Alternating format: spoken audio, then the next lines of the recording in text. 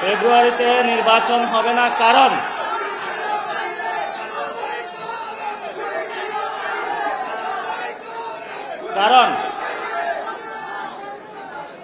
কারণ যদি ফেব্রুয়ারিতে নির্বাচন হয়, আমার যে ভাইয়েরা শহীদ হয়েছিল, রক্ত দিয়েছিল সংস্কারের জন্য, একটি নতুন সংবিধানের জন্য, তাহলে কবরে গিয়ে তার লাশটা ফেরত দিতে হবে এই সরকারকে। আমার যে ভাইয়ের হাতটা চলে গিয়েছিল, যদি সংস্কার কাজ শেষ না করে নির্বাচন হয়, তাহলে এই সরকারকে আমার ভাইয়ের হাতটা ফিরিয়ে দিতে হবে।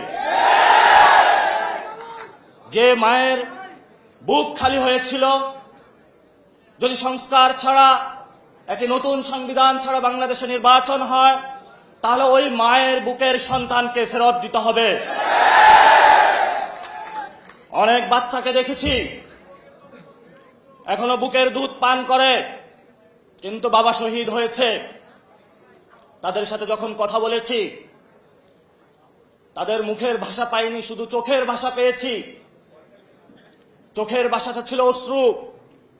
যে অশ্রুতে তারা বলেছিল, আমার বাচ্চা রয়ে গিয়েছে, আমার স্বামী চলে গিয়েছে, আমি বাংলাদেশ থেকে কিছু চাই না, কিন্তু আমি একটি সুন্দর ভবিষ্যতে বাংলাদেশ দেখতে চাই, যেখানে আমার এই বুকের যে সন্তান আছে, আর সন্তানকে কেউ খুন করবে না।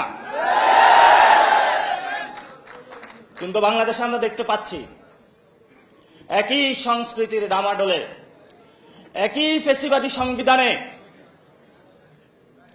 একই সিস্টেমের মধ্য দিয়ে আমরা নির্বাচনে যাচ্ছি। তাহলে এতগুলো মানুষ শহীদ হওয়ার প্রয়োজন কি ছিল? এতগুলো মানুষ আহত হওয়ার প্রয়োজন কি ছিল? আপনারা দেখেছেন, এখানে অনেক মিডিয়া ভাই রয়েছেন। ভারতে হিন্দুত্ববাদী বিজেপি এক এক করে সকল মিডিয়া দখল করেছিল, কিন্তু কিছু তরুণ যুবা